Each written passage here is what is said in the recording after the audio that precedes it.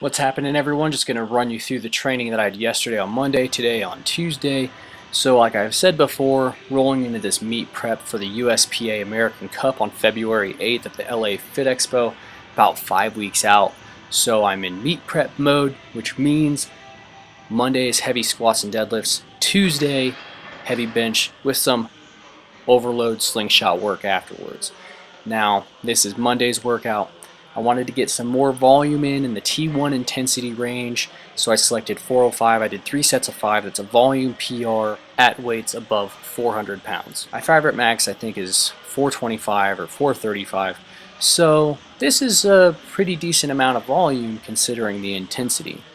Now, after these 3 sets of 5 on squats, I go to deadlift, get a new deadlift 5 rep max as well. Now, on the deadlift 5 rep max, it's a 5 rep max only because I haven't really tested it in a while. So we'll talk about more deadlifting when we get to that part of the video. As for now, let's talk about squatting. When I'm squatting, a lot of people have different cues. Spread the floor, sit back, head up, all of this different crazy shit for coaching cues on the squat. For all movements, for that matter. Well, coaching cues are highly individualistic, and not every cue is going to work on every person. Some people are going to respond positively to a coaching cue. Some people are going to fuck it up really, really bad, and it'll just get worse. So, with me, what I'm working on right now is keeping my abs tight. If I can keep my abs tight, that means I can stay more upright in my squat. Because when I fail a squat, it's because I get pitched over and I good morning the shit out of it.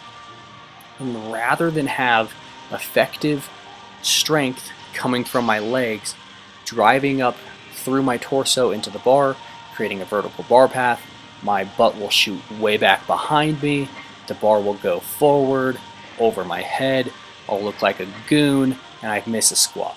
That's not what we want to do.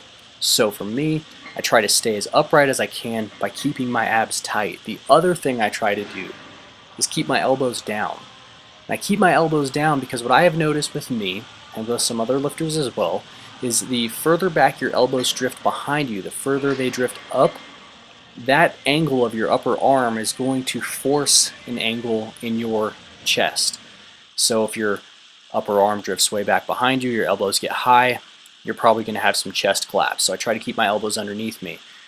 That creates some elbow torque, which can cause some problems in your elbows for squatting or benching, but guess what? We got a cure for that. It's called bicep curls.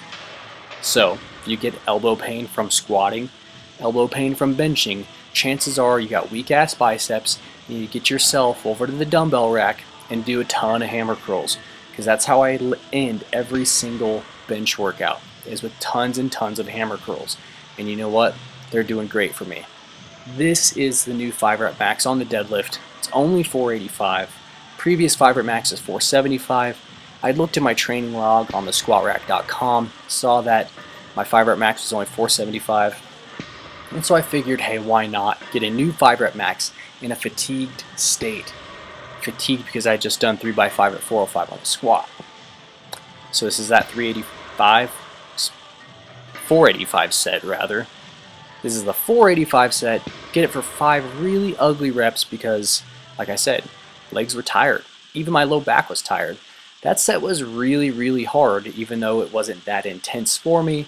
Thus, the post deadlift face. That beautiful mug that only a mother would love.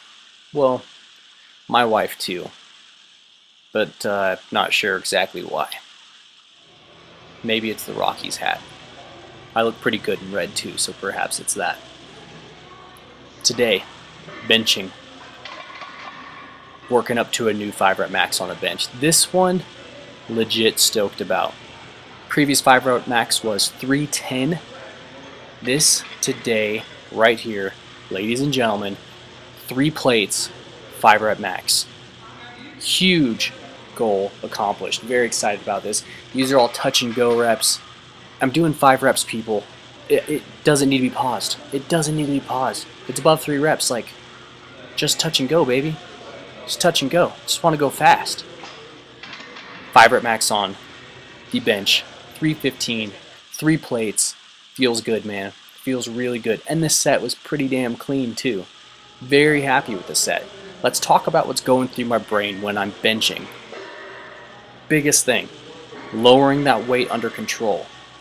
Like I said, I sometimes have some bicep problems. It causes some pain in the elbow, and so the bar will drop onto me about 3 to 4 inches off my chest. So for me, the cue, spread the bar, pull the bar into you, or row the bar into you, that's what I'm trying to do.